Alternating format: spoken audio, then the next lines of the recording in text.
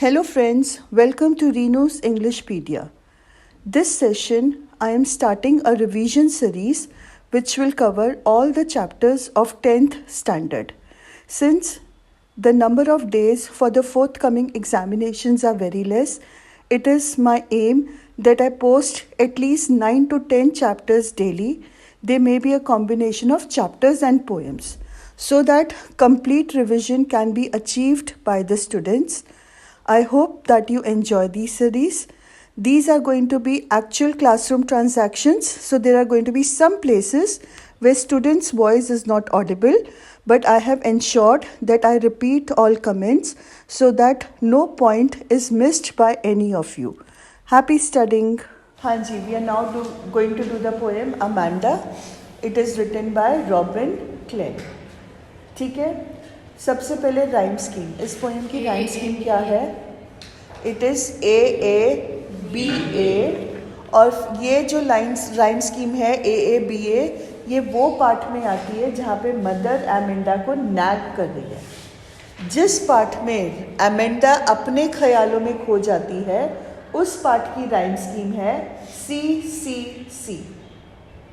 देखो ध्यान से, Amanda Amanda straight Amanda, right. ये मदर के डायलॉग्स हैं. उसके बाद एमेंडा क्या बोल रही है? सी मी ब्लिसफुली. ई साउंड आ रहा है तीनों में, तो this is C C C. Again next stanza में Amanda Amanda shoos Amanda A-A-B-A. उसके बाद है स्ट्रीट फीट स्वीट, जहाँ पे एमेंडा अपने बारे में सोच रही है, अपने ख्यालों में है, तो वहाँ पे है राइम स्कीम C-C-C. क्लियर हो गया ये कंसेप्ट? ओके. अब इस पोएम में दो टोन्स चल रही हैं. अगर हम एमेंडा की तरफ से देखें, जब पोएट एमेंडा की तरफ से सेंटिमेंट्स लिख रहा है, तब उसका टोन क्या है? पोएट एमेंडा की तरफ से डायलॉग्स लिख रहा है, यहाँ पे मतलब एमेंडा का टोन क्या है पोएम में? उसका आप क्या उसके बारे में जजमेंट करते हो?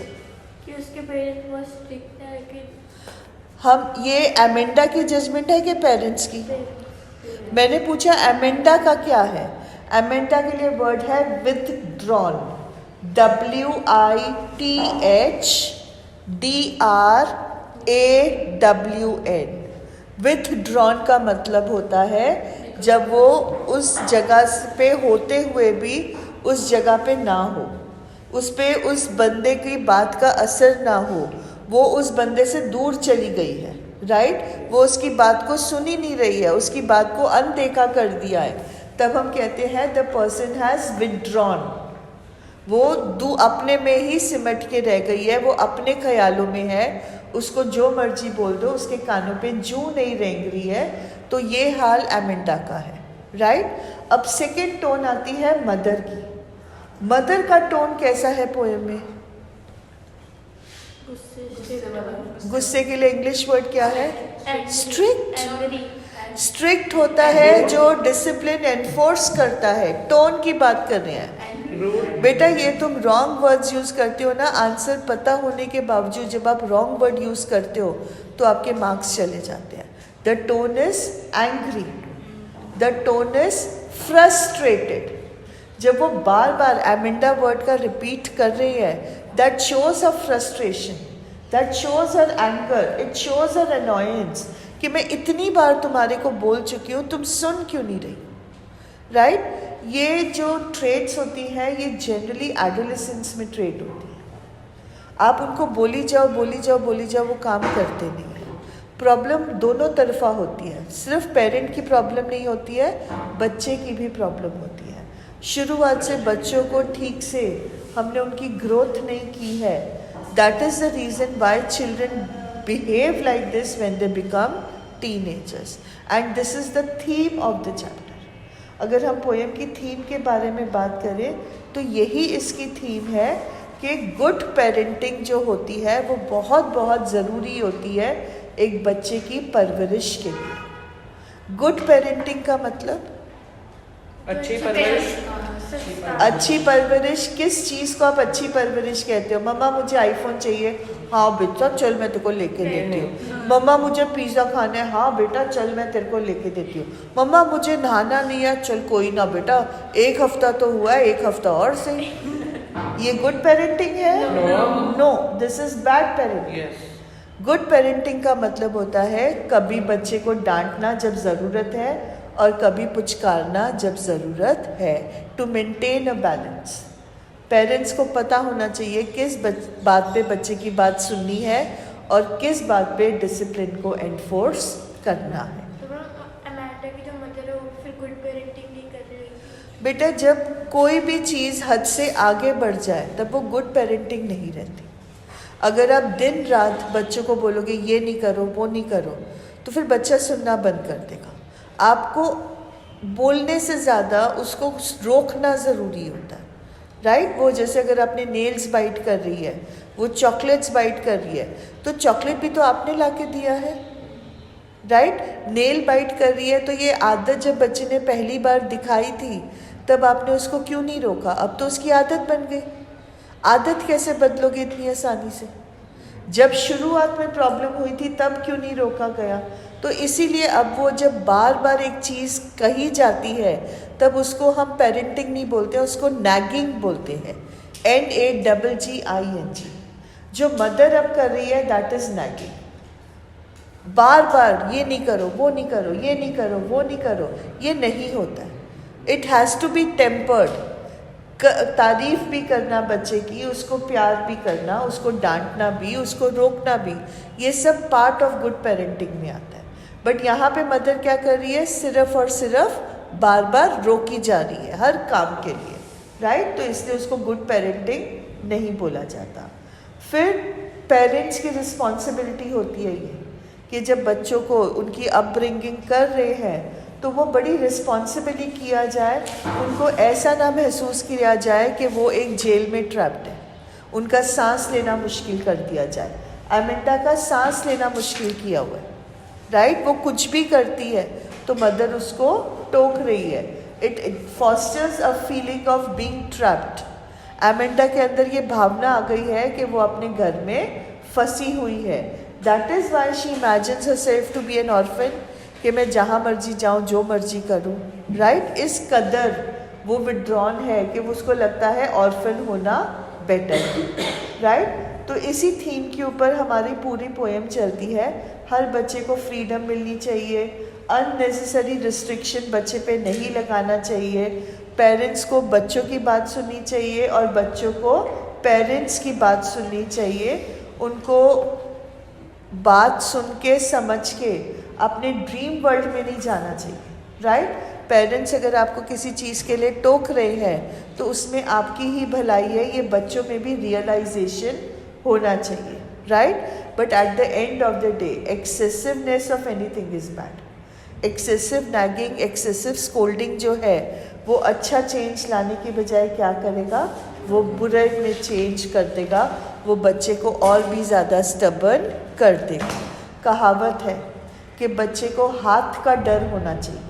हाथ का डर होना चाहिए मतलब जब पेरेंट हाथ दिखाए तो बच्चे को पता होता है कि मेरी पिटाई होगी, वो पिटाई के होने का डर होना चाहिए। एक बार पिटाई होगी तो क्या होएगा? वो ढीठ बन जाएगा, फिर उसको उस पिटाई से डर नहीं लगेगा, उसके लिए ये एवरीडे अकरेंस हो जाएगा, राइट? तो पुराने ज़माने में इसलिए कहा जाता था कि बच्चे को सिर्फ आंखों की घुरी से समझ जाना चाहिए कि वो जो काम कर रहे हैं वो गलत काम कर रहे हैं, क्योंकि एक बार आपने उस बच्चे को थप्पड़ मार दिया तो उसके बाद उसमें चेंज आना इम्पॉसिबल है। जब तक प्यार से चेंज ला सकते हो तब तक चेंज आ जाएगा, थप्पड़ मार दिया तो उस बच्चे में चेंज नहीं आएगा। समझ में आ गया है आपको? ओके। अब पोएम की समरी क्या है कि एक छोटी सी गर्ल है अमेंडा, राइट?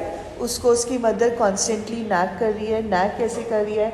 नाखून मत खाओ, राइट? अपने शोल्डर्स को झुका के मत चलो।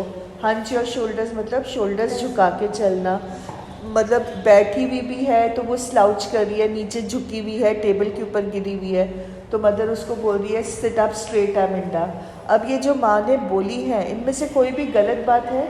नहीं। जो बोला है वो गलत नहीं है, तरीका बोलने का वो गलत है। जो बोला है वो गलत नहीं है। What she has said is not wrong. The way she has said, जिस तरीके से बोला गया है वो तरीका गलत है। क्लियर हुआ? अब जब मदर उसको उसके पोस्चर के बारे में डांट रही है, उसको नेल्स के बारे में डांट कर रही है, तो एमेंडा खुद को क्या इमेजिन कर रही है? Withdrawn. She has withdrawn into a dream world, जहाँ पे वो खुद को इमेजिन कर रही है कि वो एक मरमेड है। मरमेड कौन होता है? जो जलपरी। जलपरी। क्या जलपरी रियलिटी में एग्जिस्ट करती है कि कहानी, किताबों कहानी?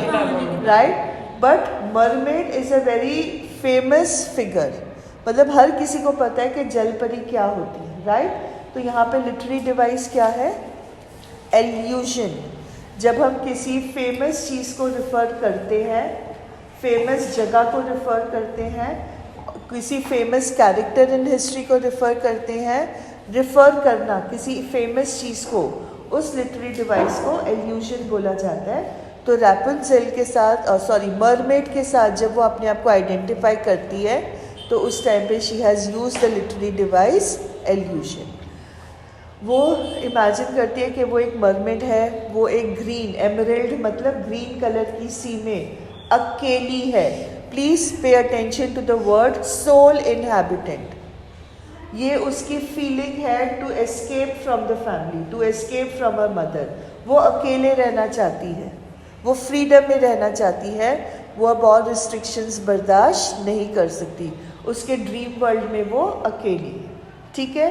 उसके बाद उसकी मदर उसको स्पेस नहीं दे रही है, स्पेस ना देने के कारण उसको गुस्सा आ रहा है, तो वो और भी ज़्यादा इमेजिनेटिव वर्ल्ड में खोती जा रही है।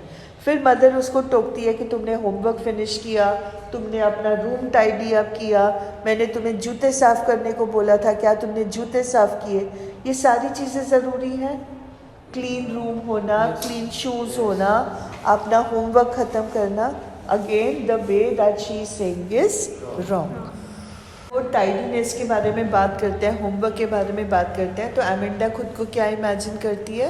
To be an orphan. बोलती है कि अगर मैं ऑर्फन होती तो मैं सड़कों पे नंगे पैर घूमती, जहाँ मर्जी जाती, चाहे जितनी मर्जी मिट्टी होती मैं उसमें अपने पैरों से डिज़ाइन बनाती। बच्चों को आदत होती है ना, कार के ऊपर मिट्टी होती है तो उंगलियों से हाथों से डिज़ाइन बनाते हैं।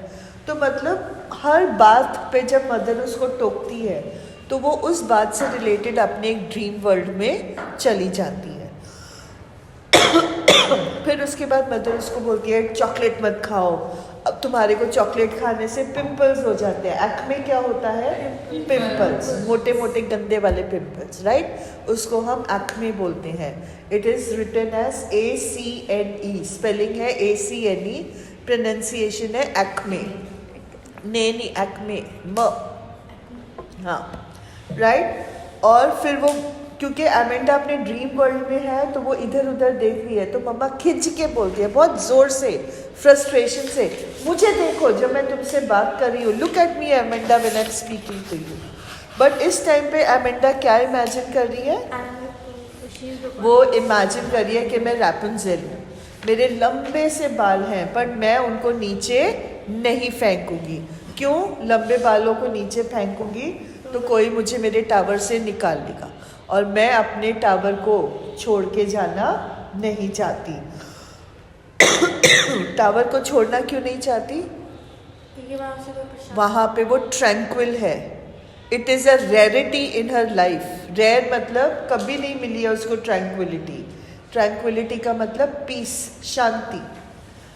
मदर के कारण घर में पीस है? मदर के कारण घर में पीस है? नो। तो फिर हाँ क्यों बोल रहे हो?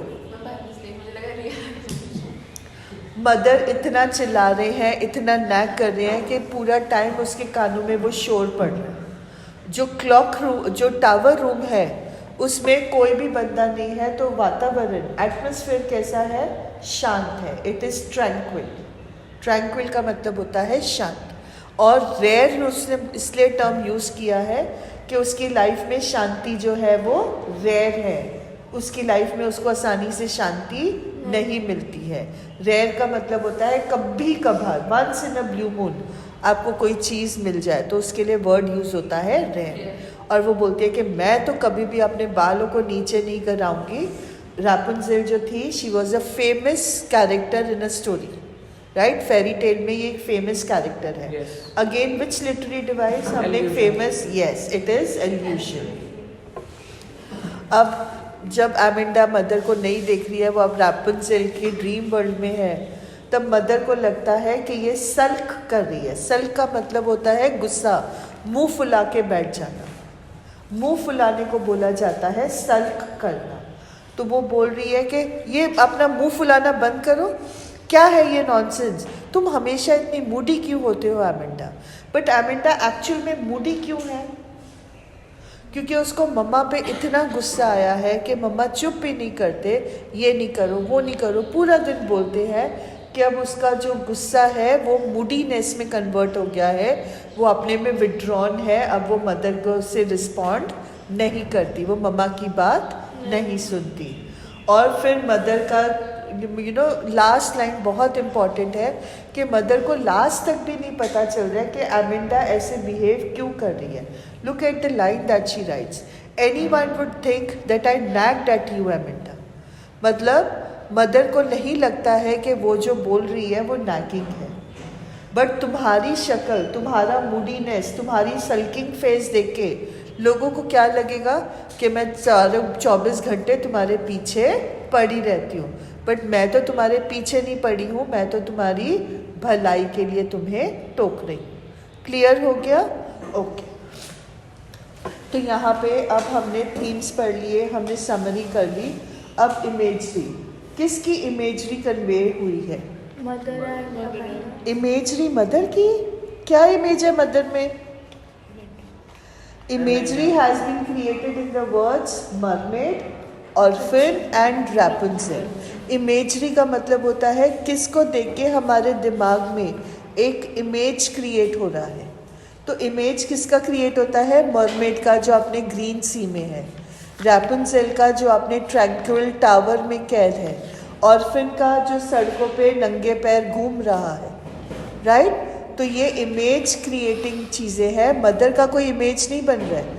Mother is beautiful, mother is अगली, मदर के लॉन्ग बाल हैं, कोई इमेज नहीं बन रहा है। मदर का एटीट्यूड पता चल रहा है, बट इमेज नहीं क्लियर है। समझ में आया? इमेजरी किसकी क्लियर है? That is mermaid, orphan and Rapunzel. और ये तीनों क्या लॉन्गिंग कन्वे करते हैं? मैंने आपको बताया था, फोकस करवाया था। क्या लॉन्गिंग है तीनों की? जब वो खुद को मरमेड मानती है या ऑर्फिन मानती है या रैपुंज़ेल मानती है, तो उसकी दिल में किस चीज़ की लॉन्गिंग है? फ्रीडम की। वेरी गुड, फर्स्ट टाइम ढंग का आंसर मिला है। She is longing for freedom. वो चाहती है कि मैं आज़ाद हो जाऊँ इस नैगिंग से। क्लियर? अब लास्ट बचा है आपका लिटरेरी डिवाइसेस। मैंने एल्यूजन आपको करा दिया है। Repetition is there in the word Aminda. Yes. It is creating a poetic, पूरे पोएम में Aminda Aminda वर्ड जो है वो रिपीट हो रहा है। उसके बाद alliteration भी है, बहुत जगहों पे है। Stop that slouching and sit up straight, sir sound, right? Stop that sulking at once Aminda, again the sir sound. Did you tidy your room, the year sound, right? तो इन सब जगहों पे एलिट्रेशन क्लियर है। Next is metaphor. Metaphor कहाँ कहाँ पे है? Very good. What else? Emerald sea में भी मेटाफर है। सी को एमरल्ड, एमरल्ड क्या होता है? जेमस्टोन है, हरे रंग का वो एक मतलब प्रेशियस स्टोन है, राइट? इट्स अ जेमस्टोन, मतलब नग, नग बोलते हैं, क्या बोलते हैं पता नहीं। जेमस्टोन को हिंदी में क्या बोलते हैं मुझे नहीं पता। मतलब डायमंड। बेटे हाँ, diamond is very expensive, emerald भी काफ़ी एक्सपेंसिव होता है। तो यस, मतलब आपको समझ में आ गया कि रूबी, एमरल्ड, सफायर्स, डायमंड्स, ये सब जेमस्टोन्स हैं, राइट? Very expensive. तो emerald is green in colour, तो यहाँ पे सी का भी ग्रीन कलर है, राइट? तो इम्प्लाइड कंपैरिजन है। मेटाफर का मतलब क्या होता है? Implied comparison. हम ये नहीं बोलते हैं कि ये चीज़ उसके जैसी है, हम बोलते हैं ये चीज़ यही वो चीज़ है। हमने ये नहीं बोला the sea is like the emerald, हमने बोला द एमरल्ड सी, राइट। तो ये इम्प्लाइड कंपैरिजन होता है। तो यहाँ पे मेटाफर्स हैं, emerald sea, silence is golden. हमने नहीं बोला है साइलेंस गोल्डन की तरह होती है, हमने बोला है साइलेंस इज गोल्डन। हमने नहीं बोला है फ्रीडम जो है वो मिठाई की तरह स्वीट है, हमने बोला है फ्रीडम इज स्वीट। उसके बाद आपका मेटाफर है अगेन ऑर्फन में, अगेन मरमेड में और रैपुंज़ेल में। She doesn't want to be like a Rapunzel, she doesn't want to be like an orphan, she doesn't want to be like a mermaid, she imagines herself to be a mermaid, to be an orphan and to be Rapunzel, right? Like की तरह नहीं, but खुद को वो वैसा ही मानती है, इसीलिए ये भी मेटाफर्स है। Last is anaphora. Yes. The repetition of the word don't and did. काफ़ी लाइन्स में ये beginning of the stanza, beginning of lines में ये वर्ड यूज्ड है। Don't bite your nails Amanda, don't hunch your shoulders Amanda. तो word don't जो है वो रिपीट हो रहा है at the beginning of sentence, तो एनाफोरा है। Did you finish your homework, did you tidy your room, तो डिड वर्ड में एनाफोरा है। So with this we finish off the poem. Any questions? Okay, you can have a break now. With this, we come to the end of the video. I hope that you liked it. Please do not forget to like, share and subscribe to the channel, and remember to press the bell icon for further notifications. Thank you.